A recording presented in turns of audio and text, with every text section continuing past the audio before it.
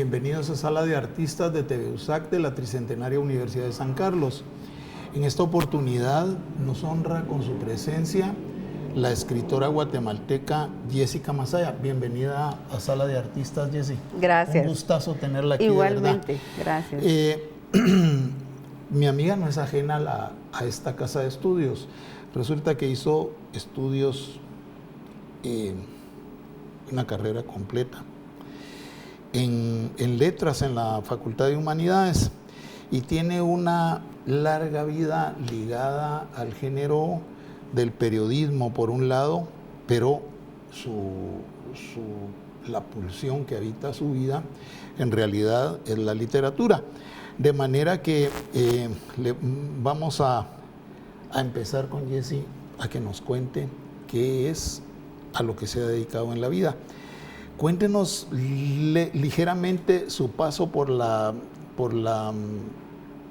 Escuela de Letras de la Facultad de Humanidades, por favor. Gracias, sí. Jessica. Pues la verdad me siento muy contenta de estar aquí porque la USAC es mi alma mater y yo le tengo un especial cariño. Yo estudié en la Facultad de Humanidades, la licenciatura en Letras, y la verdad es que yo amé mi carrera. O sea, estudiar, en realidad, si a uno le gusta leer, estudiar letras es perfecto. Fue una carrera apasionante, obviamente tenía sus obstáculos y sus retos, ¿verdad? Porque hay clases difíciles como la lingüística, pero a la larga que son muy útiles. La semiótica, ¿verdad? Todo eso que es así científico, digamos, es más complicado. Pero ya cuando uno lo empieza a aplicar en el aspecto literario, uno se da cuenta que es necesario saber todo eso también. Sí. Entonces, mi paso por la USAC fue para mí memorable.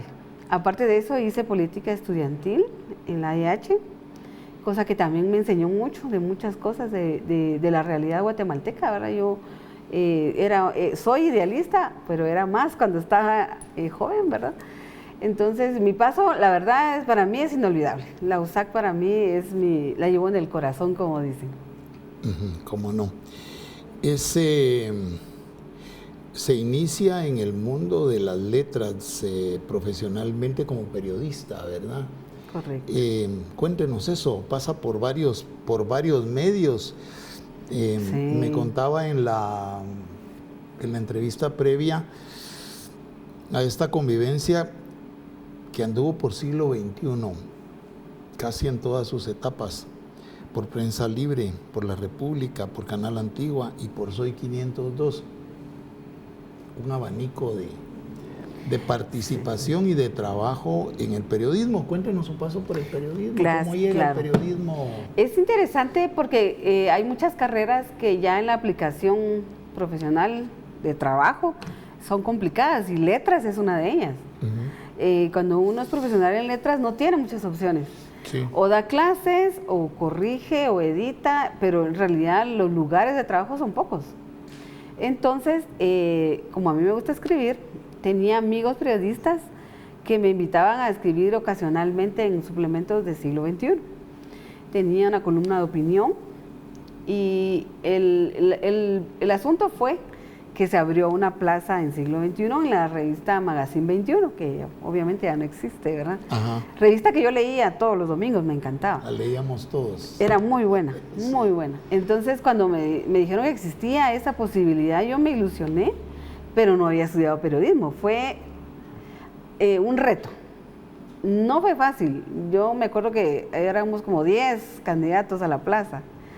Pero el director del diario, que en esa época era un costarricense, se ilusionó pensando si alguien que estudió letras y es escritora podía ser periodista, porque a él le interesaba mucho el periodismo narrativo, que es algo que no era nuevo, ¿verdad? El mismo García Márquez y muchos otros periodistas, escritores fueron periodistas y practicaron esta forma de contar la realidad, basándose más en lo humano, en la descripción, en acercarse a los personajes, ¿verdad? Entonces, en el lenguaje poético, sí, ¿verdad? Una en narrar, distinta, sí. ¿verdad? Digamos que el periodismo en ese paréntesis que se abrió, porque ahora muy poco se hace, ¿verdad? Buscaba que las noticias fueran llevadas a un nivel más descriptivo, más humano, Entonces, este director me dijo, bueno, sí, es más fácil que una escritora aprenda a reportear que un reportero aprenda a narrar o a escribir, ¿verdad? Entonces, así empecé. Todos los gajes del oficio periodístico los aprendí allí. En la marcha. Todos los días era una escuela. Es más, este señor que les cuento, Guillermo Fernández, él tenía una escuela. Nosotros entrábamos a las 9, pero él tenía una escuelita que empezaba de 7 a 9.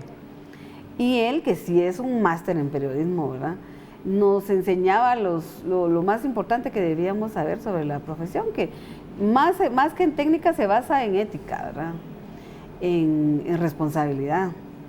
Me tocó vivir una época del periodismo todavía muy responsable, muy comprometido. Esa época del siglo XXI fue muy buena, la viví muy bien. Era pre-redes sociales y todo lo que vivimos ahora, ¿verdad? No, habían noticias falsas, pero no como ahora, que los mismos medios a veces las comparten, ¿verdad? Entonces fue una experiencia ya estuve en el periodismo 20 años y lo dejé porque también tiene su precio, ¿verdad? En la vida personal absorbe demasiado. Es agotador, ¿verdad? Agotador, todo es muy para ayer. No hay horarios específicos, ¿verdad? Si pasa algo, no importa el día que sea, sí. A mí me tocó cuando estalló lo de la línea, Valdetti Pérez y todo eso, fue muy emocionante, pero agotador. ¿En qué medio estaba en ese momento? En República. Curiosamente un medio pues muy conservador, pero todos se subieron a la ola, no había de otra. Entonces era un día común y corriente cuando estalló la bomba, ¿verdad? Y fueron jornadas largas, pero emocionantes de cierta manera, ¿verdad? Ver cómo caía un presidente y una vicepresidenta. Que nunca, en realidad, como pasó eso, nunca había pasado, ¿verdad? No, eso fue sin precedentes, ¿verdad? Yo creo que todos los guatemaltecos que vivimos esa época la recordamos así, nunca antes visto. Para seguir hablando del tema del periodismo y luego entrar a la aventura literaria, trabaja en la Universidad Galileo dirigiendo la revista de la universidad, tengo entendido. Cuéntenos qué es lo que hace ahí, cómo es que llega ahí y por qué migra del periodismo activo, digamos, a un periodismo más como acomodado. ¿Qué es lo que es periodismo ese también? Sí, es periodismo, pero institucional, ¿verdad? Tenemos que entender que no es un medio de comunicación per se, sino que todo lo está enfocado hacia la universidad. Yo estaba en Soy 502, puedo decir nombres, ¿verdad? Que es un medio totalmente digital y que vive por los clics y por los likes y tiene métricas casi imposibles de cumplir, horarios no puedo describir, los turnos de fin de semana ahí eran matadores. Y descubrí que ese tipo de periodismo ya no es el que yo quería hacer. La escritura ya no es importante en estos medios. Ya no hay correctores. O sea, la persona escribe como puede y como quiere y muchísimos errores se van ahí por eso. Pero no importa. Entonces yo sufría mucho corrigiendo todas las notas que miraba que tenían errores. Entonces comprendí que ya era un momento de pasar. De pasar a otra etapa. Y me ofrecieron esta oportunidad que la verdad me encantó. Me encantó porque sigo escribiendo, sigo reporteando, entrevistando, que me encanta entrevistar. Pero ya un ritmo más pausado y trabajar en una universidad es muy bonito. Yo trabajé en la San Carlos casi 10 años de mi vida y es un ritmo de trabajo diferente, académico, riguroso, pero que no tiene la presión de lo comercial que tiene un medio de comunicación tradicional. Muy bien. ¿Qué es el sesgo de su revista? ¿Es propiamente académico? Es informativa, no es indexada ni científica, ¿verdad? Divulgamos todo lo que pasa en la Galileo. Quién está haciendo un programa interesante, si alguien gana un premio, si se lanza una nueva carrera. Cubro muchas actividades, ¿verdad? Si hacen un conversatorio o un congreso, voy, lo cubro y lo reporto, ¿verdad? Entonces sí, es un periodismo diferente. Yo no lo había vivido, pero me gusta. ¿Cómo no? Y usted, vamos a ver, ¿cómo se ve? Porque aquí es el punto de inflexión en esta conversación. ¿Cómo se ve en el tiempo? ¿Usted va a seguir escribiendo periodismo o se va a decantar por la literatura finalmente? Ay, qué buena pregunta. Yo creo que si encontrara el medio de comunicación que me permitiera ejercer un periodismo narrativo como debe ser, lo haría. Pero no hay. Y la premisa es que la gente no lee, lo cual es muy triste, sí es cierto, pero a veces lo pongo en duda. Yo creo que sí hay lectores, sí hay gente que se interesa por saber las cosas a profundidad, pero lo otro es más fácil. Entonces, no es que me haya dado por vencida con el periodismo, pero por el momento en la literatura y el periodismo institucional he encontrado mi nicho, digámoslo así, ¿verdad? Mi etapa en que estoy viviendo ahora. Vamos a ver.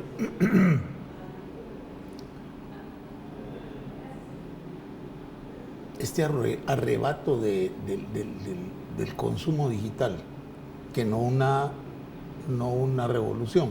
Una revolución es algo que afecta al género, a la especie. Esto es un arrebato vergonzoso. Todos tenemos un aparato de estos y uno ve que la gente anda sufriendo, endeudándose por tener el de última generación, ¿verdad usted? Aunque anden escondiéndolo en los autobuses, ¿verdad? Pero así funcionamos, ¿verdad? Es decir, es lo que el sistema ha hecho de nosotros. Lo digital, por lo que usted está diciendo, acabó con el periodismo narrativo, con el periodismo más ligado a la literatura. No lo mató del todo. No, es casi imposible pero que pase eso, ¿verdad? Ya no es, por ejemplo, estas historias que yo escribía salían los domingos, cualquiera que compraba el periódico en donde yo trabajaba lo podía leer, ¿verdad? Ahora existen medios alternativos que son muy buenos, muy buenos. Uno los tiene que buscar y veo que no tienen muchos recursos, ¿verdad? Existen gracias a que hay gente interesada que esto siga. Pero el periodismo está pasando una etapa complicada, muy complicada, porque no hay compromiso con la excelencia, ¿verdad? Ni con la ética. Público, sí, ¿verdad? Ni con el público. Tratan al público como que fuera tonto, lo subestiman bastante y le dan basura prácticamente, ¿verdad? Y yo me avergüenzo de haber sido parte por algún tiempo de eso, porque yo me recuerdo que estaba de turno y teníamos que subir las vistas, los views, sí o sí. Entonces, ¿qué buscábamos? Chismes de la farándula, muertos, tristemente, ¿verdad? Escándalos o accidentes. Y yo ahora lo pienso, ¿verdad? ¿En qué aportábamos con eso? Nada. Lo único que queríamos es tener a la gente prendida en una pantalla, enfermando su mente de alguna manera, ¿verdad? Porque si... Desviando la atención de alguna manera. Yo traté, digamos que había una noticia cultural que para mí era relevante, alguna, no sé, un Nobel, o alguien había ganado un concurso, y yo quería meterlo en el menú, ¿verdad?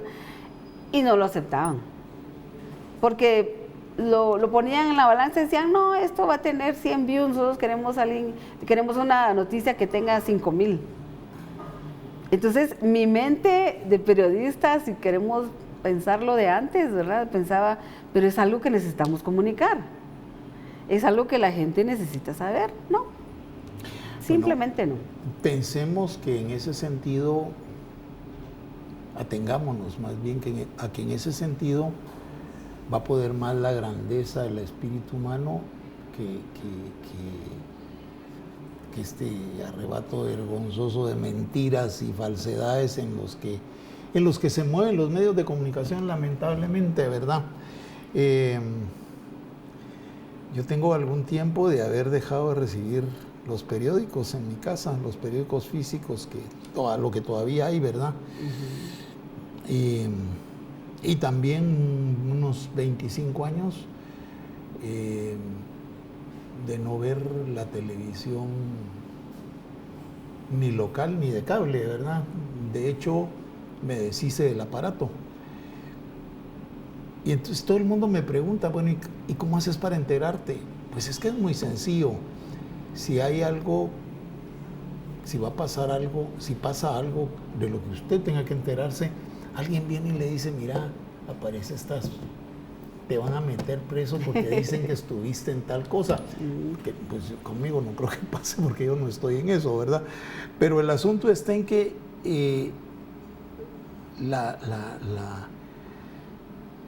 los medios, siento yo, que mantienen efectivamente a la gente entre la nota roja y la nota amarilla todo el tiempo, ¿verdad? Eso estamos tratando de hacer aquí. Exacto. Buscando la manera de llevar a la gente a cosas importantes y profundas como esto que usted está contándonos aquí. Gracias. ¿Cómo? ¿Por qué razón y en qué momento surge de allá adentro la pulsión por la literatura? Porque déjeme decirle esto primero. La pulsión poética, esa que llevamos adentro, la gente que nos mantenemos metidos en esto, es como el agua. El agua está dentro de un contenedor y busca por dónde salir y sale tarde o temprano. Si hay un empaque que está deteniendo el paso del agua, en algún momento el agua, en la eterna porfía de salir, encuentra el camino y sale. Y yo siempre pienso que la grandeza de la elocuencia literaria, cuando mora en un ser humano, siempre para saliendo adelante. Claro. Mire, pues, aquí el tiempo pasa más pronto de lo que quisiéramos, Jessy. Ya nos terminamos el primer segmento.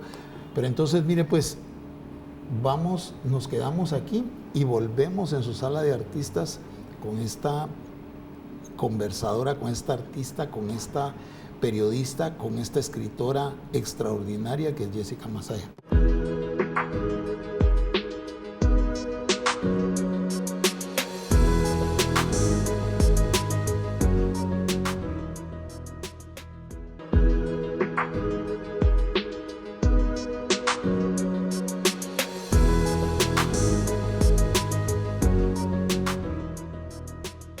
Estamos de vuelta con Jessica Masaya en Sala de Artistas.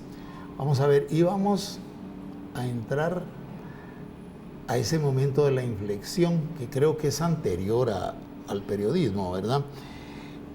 Cuéntenos cómo se encuentra usted con la literatura para ponérsela en blanco y negro y en chapín. Yo creo que me sucedió como a muchas personas que tuve muy buen profesor de literatura en los básicos, en el colegio. Yo creo que es el papel. ¿Cómo se llamaba? Salúdelo, por favor. Ay, de apellido Tobar, pero no me acuerdo el nombre. Bueno. Espero que esté muy bien. Él era un excelente profesor porque él amaba la literatura y eso se transmite. Digamos que cuando alguien da una clase que no le importa, tampoco al estudiante le llega el mensaje de esto es maravilloso, ¿verdad? Y con él leímos lo que teníamos que leer, que siempre hay lecturas obligatorias, pero él nos enseñó a apreciarla, a sentir que ahí había algo que movía lo que teníamos, los sentimientos, o nos enseñaba algo sobre el mundo donde vivimos, ¿verdad? Entonces así nació. Yo ya escribía, lo que pasa es que fui una niña solitaria. Tengo 2 hermanos, pero varones, ¿verdad? Ellos no jugaban conmigo. Solo yo tenía que ver cómo me entretenía. Entonces, dentro de lo que encontré fue escribir. Curiosamente, empecé a escribir muy jovencita, como diarios, ideas. Entonces conectar una cosa con la otra no fue difícil. Entendí que también el arte en general es una forma, como bien lo dijo usted, que cuando algo necesita salir de su alma o algo necesita ser expresado, encuentra un lenguaje en el arte. Y la literatura es genial porque es como sumergirse en el alma del ser humano, ¿verdad? Hacer una introspección total. Hay cosas que solo la literatura puede describir como debe ser, ¿verdad? Entonces así fue. No fue difícil entonces cuando ya tuve que elegir carrera universitaria, pensar en letras, sin meditar muy bien qué iba a hacer con eso, ¿verdad? Porque después ya me di cuenta que no era tan fácil, pero así me enamoré y yo, como la mayoría de personas que empieza a escribir, nunca pensé que iba a publicar. Uno no está seguro, en realidad lo que está haciendo es algo que a alguien le va a interesar o si alguna vez va a llegar a algún lado. Solo necesitaba hacerlo. Y más las lecturas que cada vez eran más, siempre encuentra uno escritores que le abren unas puertas mágicas, ¿verdad? En mi caso, Cortázar, me regalaron un libro de Cortázar todavía cuando estaba en secretariado y fue... Nombre. La Isla Mediodía es un compendio de cuentos que tiene un cuento que se llama así, La Isla Mediodía y otro relato se llama, genial. O sea, Cortázar es un genio, ¿verdad? O fue un genio, mejor dicho. Entonces, conectar todo eso se fue dando dentro de mí como yo también quiero contar algo. Y ya en la universidad encontrar la literatura guatemalteca con la que yo ya me identifiqué más, se terminó de cerrar el círculo. Ahora yo empecé a tener, por ejemplo, el Bolo Flores como... Marco Antonio Flores como a toda la gente de mi generación y la de él nos marcó, ¿verdad? Ya sea porque nos escandalizó o porque nos enseñó algo. Entonces con él ya me decidí, dije yo quiero contar la visión que tengo del mundo como mujer, como guatemalteca, dentro de un estrato social el de la USAC, digámoslo así, ¿verdad? Del pueblo. Y así empezó todo. Me niego a pasar por aquí sin hablar de este tipo. Fíjese usted que yo soy de la generación que acudió al primer taller de poesía del Bolo. Famosos. Sí. Nos tocó coincidir también con la muralización de la universidad. Con el tecolote, es esa la misma generación. Sí, pues, también Ramírez Amaya. Sí, el Bolo era un escritor extraordinario realmente, leído, lector incansable, muy formado y con una capacidad para contar neurótica en cierto modo, ¿verdad? Porque se arriesgaba el Bolo a decir cosas que... Yo recuerdo cuando en el taller de poesía teníamos un compañero muy querido, el poeta Otoniel Martínez. Sí. Pues el Bolo le prestó el manuscrito de los compañeros a Otoniel y lo terminamos de leer a la luz de un poste muy cerca de la casa de Otoniel porque tenía que devolverlo y no lo habíamos terminado de leer, ni él ni yo, ¿verdad? El manuscrito. El manuscrito me recuerdo en papel azul celeste, tamaño oficio, en papel copia, era una segunda o tercera copia, no lo sé. El asunto está en que pasó por nuestras manos el manuscrito de los compañeros y después empezó a pasar el tiempo y el Bolo siempre nos contaba que fulanos de qué tal de editorial se lo iba a publicar y de aquí que estos hijos de tantas no me publican el libro y que ahora fulano que es una maravillosa persona, pero este hijo de tantas tampoco. Entonces pasó muchísimo tiempo hasta que un día el Bolo volvió por alguna razón de México y contó que los compañeros lo había editado y lo estaba imprimiendo ya los talleres de Joaquín Mortiz. Y entonces fue una alegría porque, en principio, porque nosotros conocíamos el libro, conocíamos el tema, pero no sabíamos las consecuencias. Tuvo consecuencias desastrosas. Claro, en ambos bandos. Sí, el bolo estuvo parado literalmente en el filo de la navaja porque todo el mundo lo detestaba. Eso es interesante. Yo creo que, aparte de la calidad de su escritura, su posición era rebelde en general, ¿verdad? Rebelde entre los rebeldes. Irreverente. Sí, irreverente, que no... Era problemático. Yo soy amiga de su hija, de Alejandra. Y lo conocí ya grande, ¿verdad? Y traté de ser amiga de él, pero era complicado. Sí, era difícil. Él era una personalidad contradictoria. Sí. Pero un intelectual de primera línea, ahí no hay vuelta, ¿verdad? Y valientón, ¿verdad? Pero regresemos ahora a... ¿Cómo fue naciendo? La escritora que es mi amiga, que, vamos a ver, hable de sus títulos primero.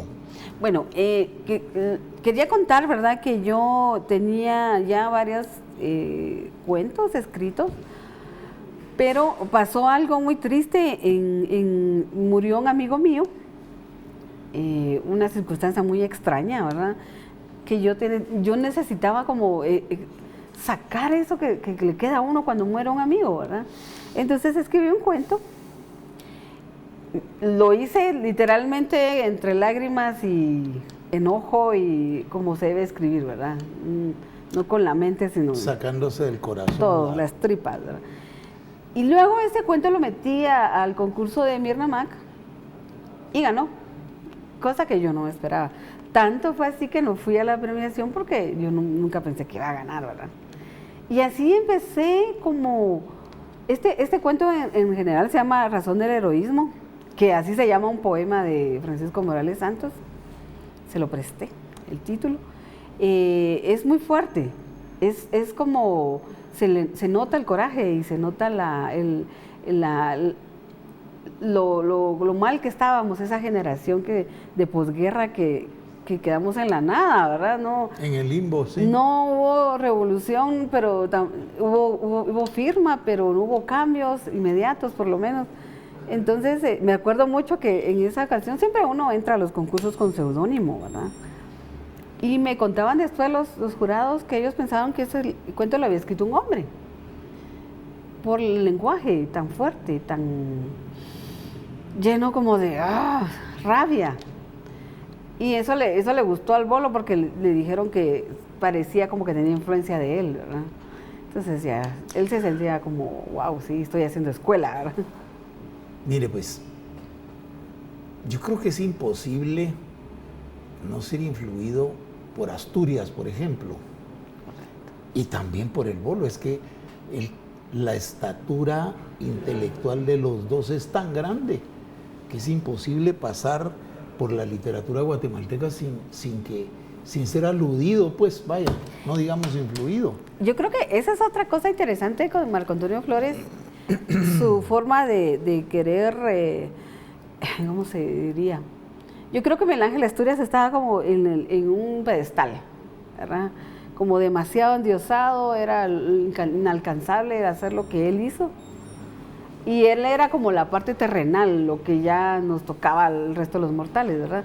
Pero tiene razón, Miguel Ángel Asturias a mí me influenció mucho con un libro de cuentos que se llama Weekend en Guatemala. Weekend en Guatemala. Porque yo estaba tratando de desarrollar mi vena de cuentos, ¿verdad? Y ese libro es maravilloso.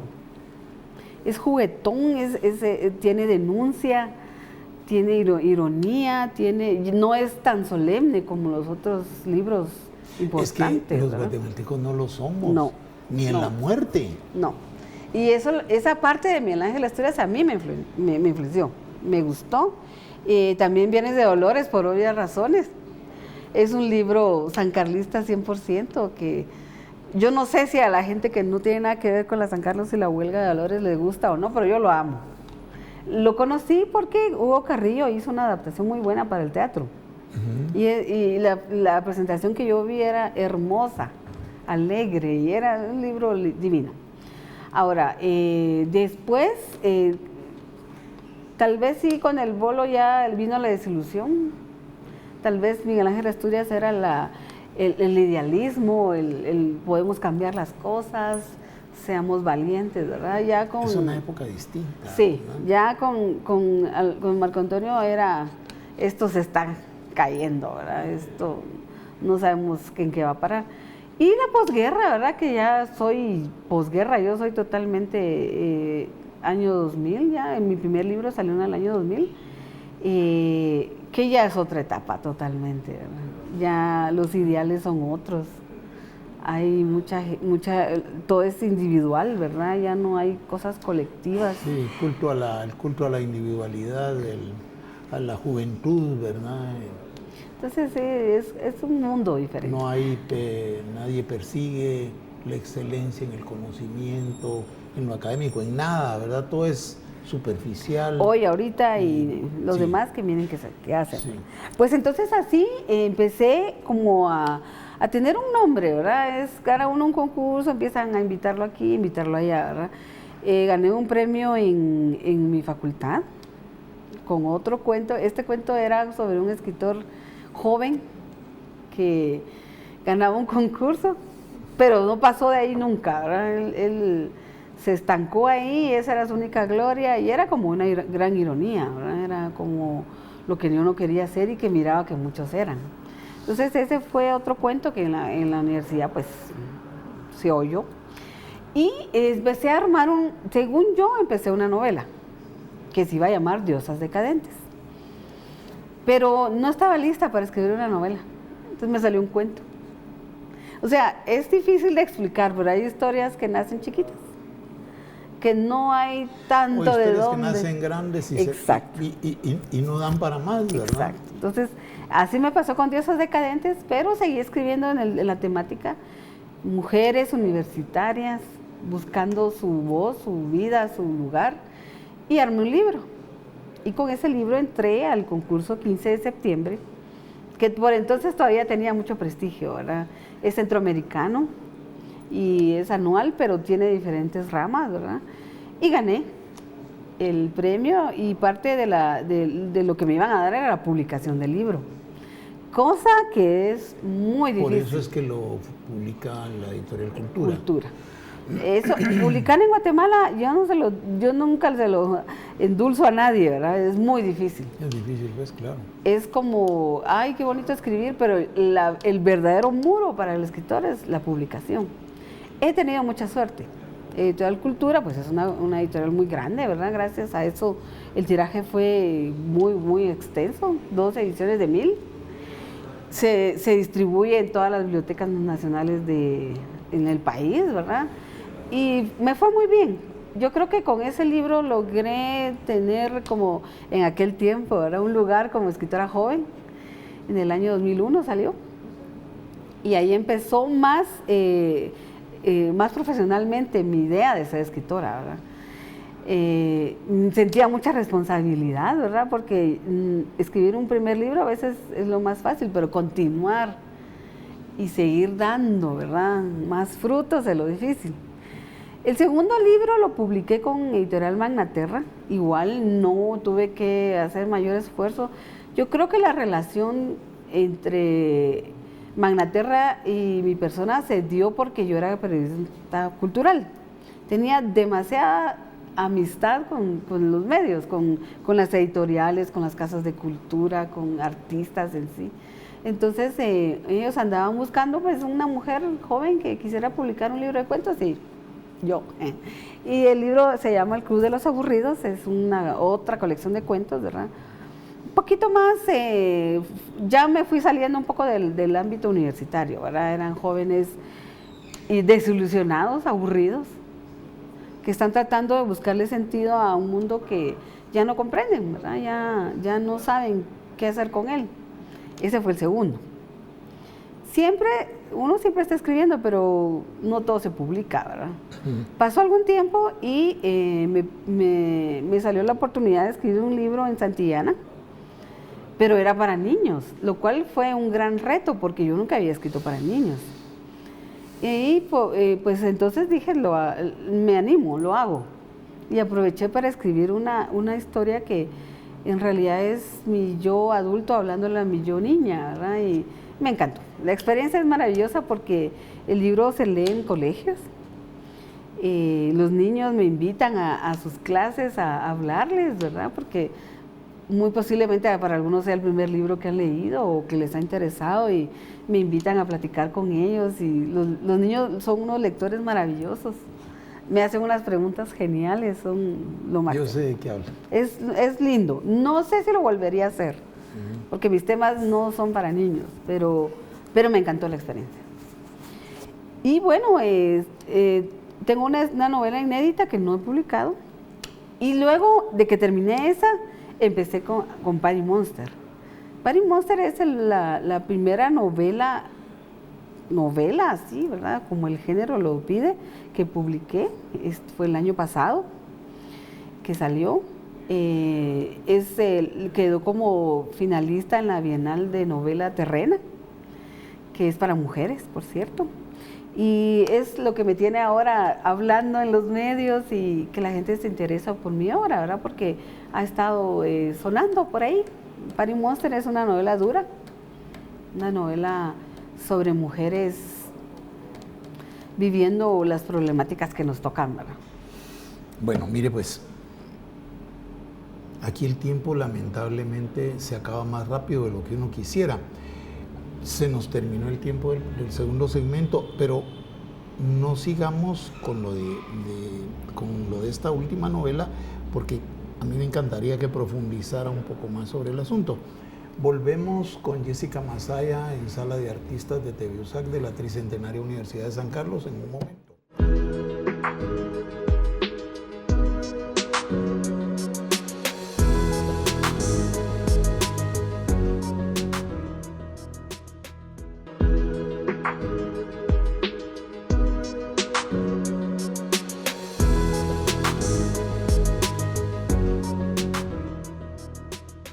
Estamos de regreso en Sala de Artistas de TV USAC con Jessica Masaya. Ella nos va a contar los entretelones, las exquisiteces del argumento de esa novela maravillosa que acaba de publicar y que pues es la que realmente tiene a esta mujer esta mañana con nosotros. Por favor. Gracias. Estoy muy contenta con mi novela, pero como siempre dicen, ¿verdad?, que los libros no se terminan, sino solo se abandonan, ¿verdad? Escribir esta novela me llevó bastantes años, porque me di cuenta que, a diferencia del cuento, una novela es un mundo al que uno entra, que uno le da vida, pero que uno lo vive también. Entonces, claro, fue alucinante, fue agotador. Sí, es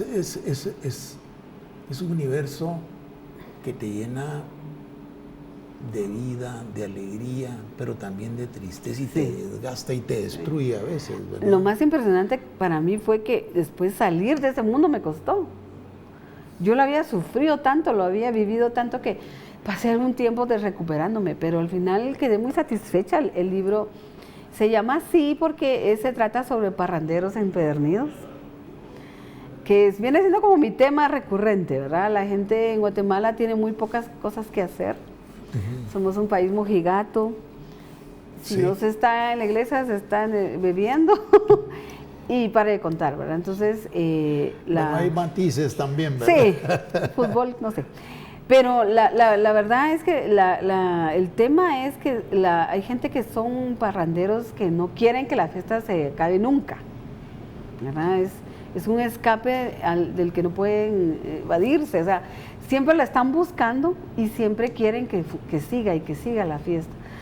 Tiene mucho de la USAC también, la historia tiene mucho, ocurre en la USAC.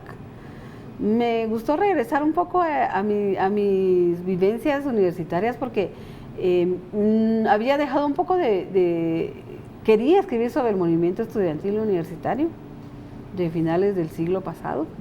Lo hice en esta novela.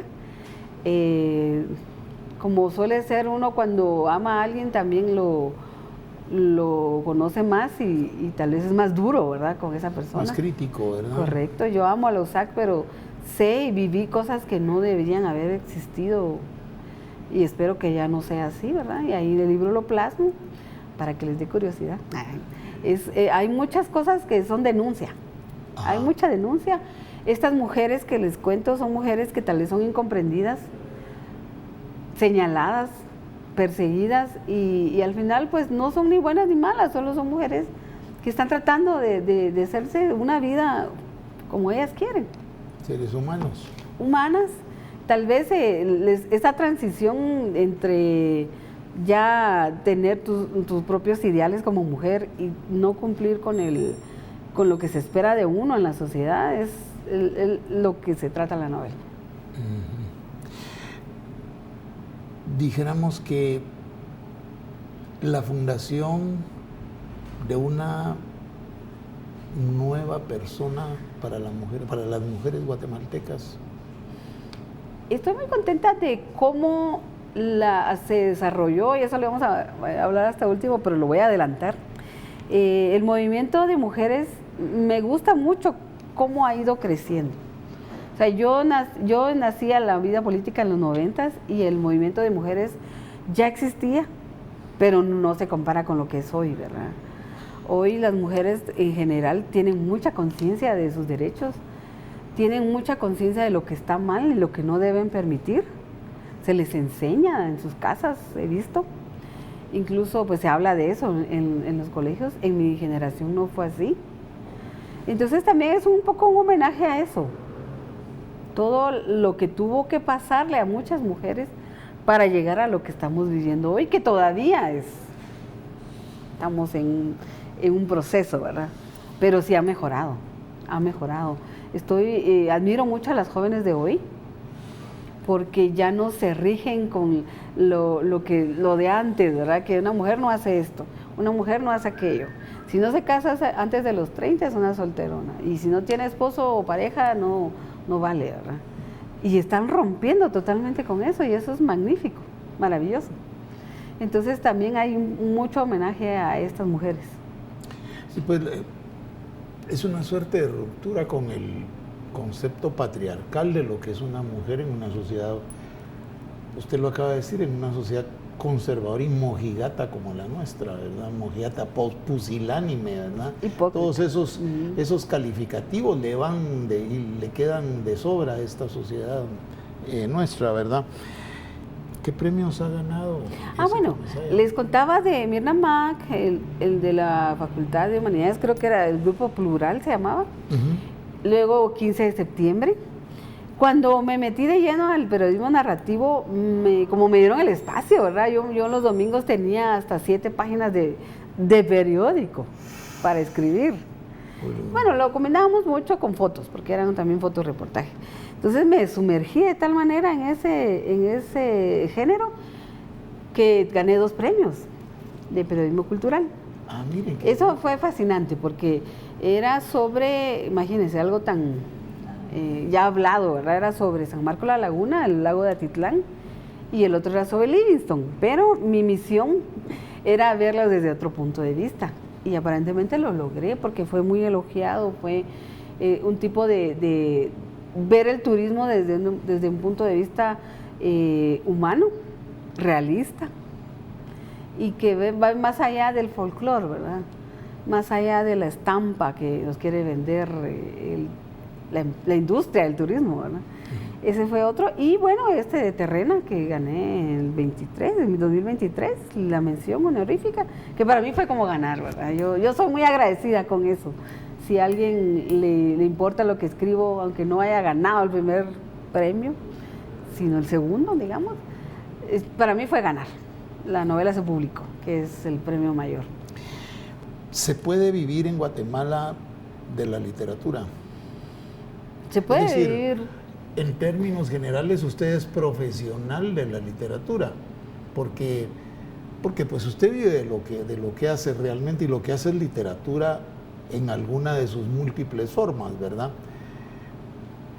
Cuéntenos eso. ¿Se puede ser profesional de esto? Esto me lo preguntan muchos jóvenes. Y yo ahora hasta tengo mi discurso ya pensado. Sí, yo creo que en general vivir de un arte es difícil, porque una cosa es crear, una cosa es tener el talento o el oficio, hacerlo todos los días y dar todo lo que uno puede y estar contento con lo que uno hace, y otra cosa es darlo a conocer, ¿verdad? Entonces, en nuestro medio, como dicen que la gente no lee, no se apoya a los que escriben cosas así como literatura, ¿verdad? Entonces, yo no desanimo a la gente que quiere ser escritor o escritora, solo les digo que es un camino tortuoso. Sí, como decía Ernesto Sábato, es como un apostolado, ¿verdad? Es renunciar a muchas cosas y tener en mente que el camino va a ser espinoso, pero muy, muy satisfactorio. O sea, no se van a tener riquezas materiales, sino de otro tipo, ¿verdad? Y el solo hecho de que alguien lea tu libro y te diga, ay, me gustó, o me movió, me dijo algo que yo andaba buscando, eso no lo paga nada, no tiene precio, ¿verdad? Ahora, esos son los aplausos del escritor, sí, ¿verdad? Correcto.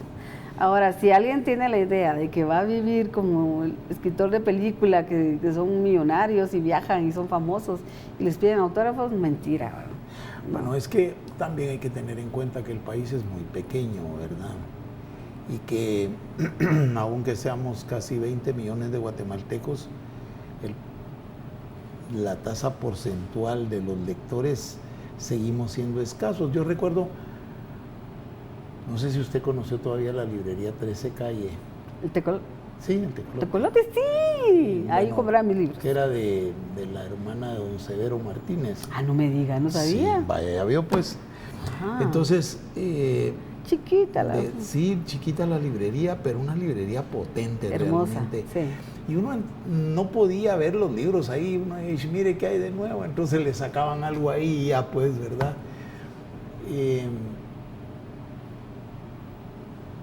Yo le traigo esto a cuenta porque en aquel tiempo las librerías eran muy pocas y entonces leíamos los clásicos o Asturias, que fue una gran cosa leer los clásicos y leer Asturias también, pero doña Ruth, la dueña de la librería, empezó a traernos otros títulos políticos, pero también literatura.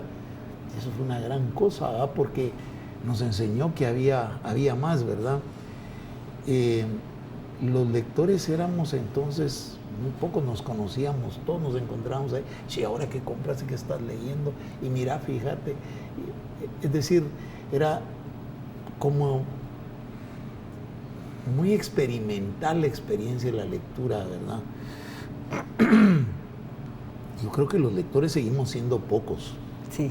A pesar de que tenemos esa enorme librería Sofos, de que tenemos otras librerías grandes ya en Guatemala, a pesar de este arrebato vergonzosísimo de la superficialidad del sistema, seguimos siendo pocos los lectores, ¿verdad? Sí. Lamentablemente.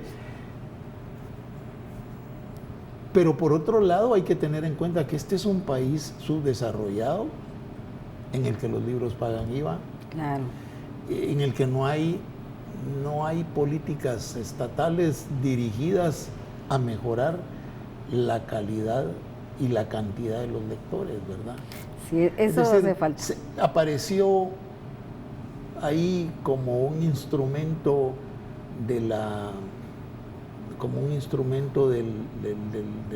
neoliberalismo la lectura, y resulta que descubrieron estos cuates que si sus operarios, si sus gerentes, si sus directores son lectores, van a tomar mejores decisiones porque van a tener una visión más global, más completa, sí, y más activa. La ¿verdad? cultura general sirve en cualquier ámbito.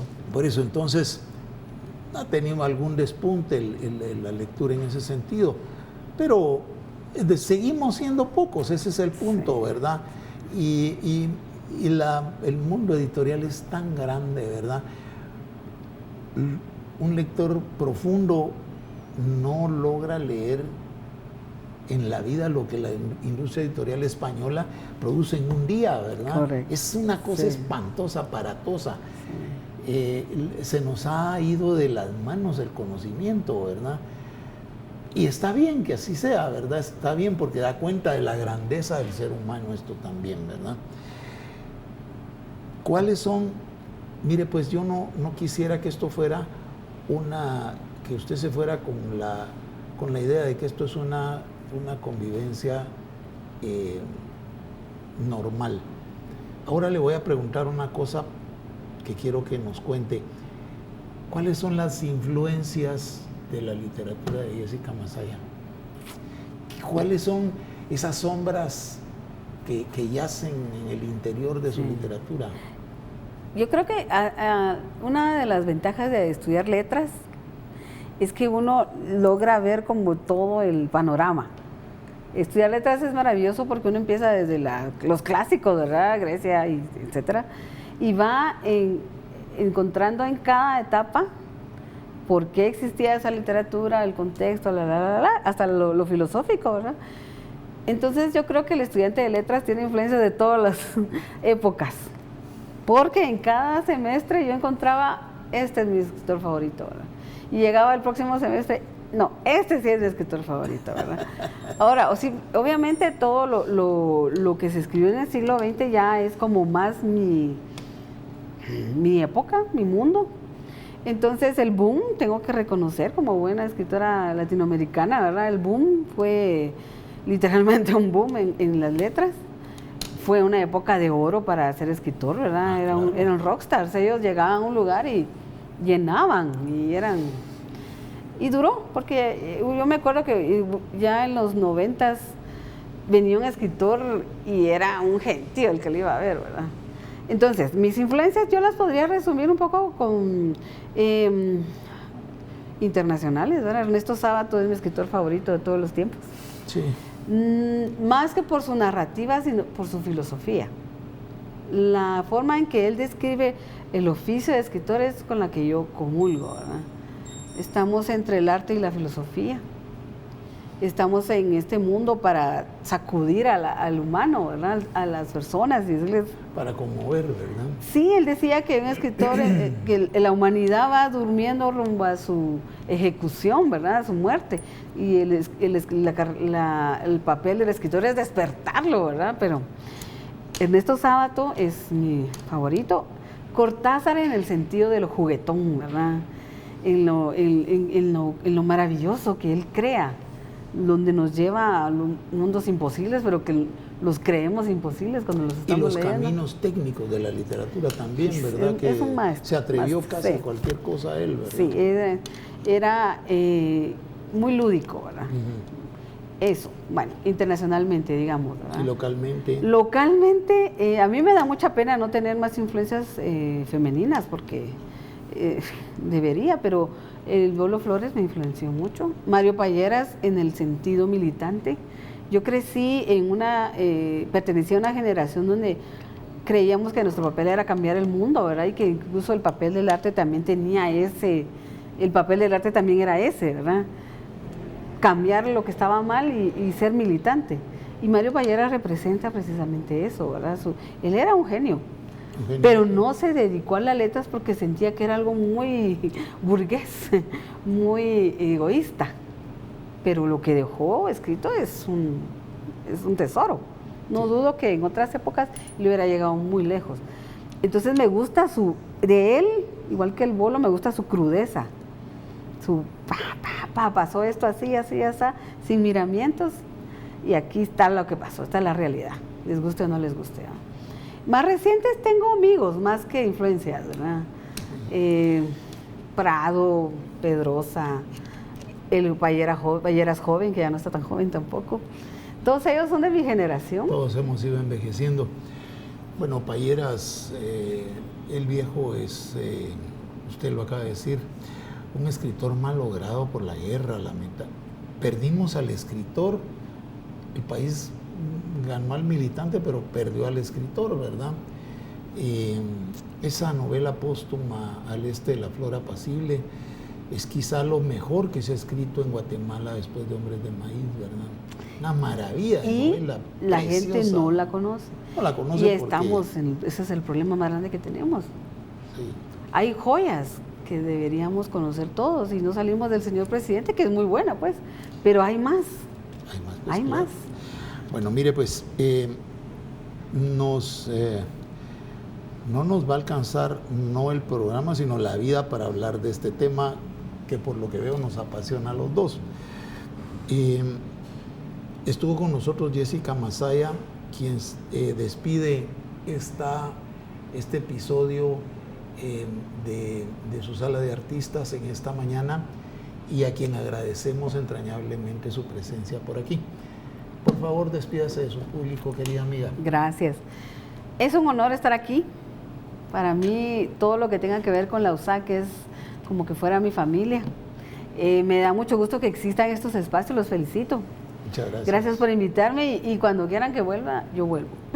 Por supuesto. Yo soy materia disponible, así que muchas gracias y lo felicito a todos los que hacen este programa, está muy, muy profesional, muy bien hecho. Muchas gracias. Gracias. Gracias a ustedes por su audiencia y los esperamos de nuevo a su sala de artistas.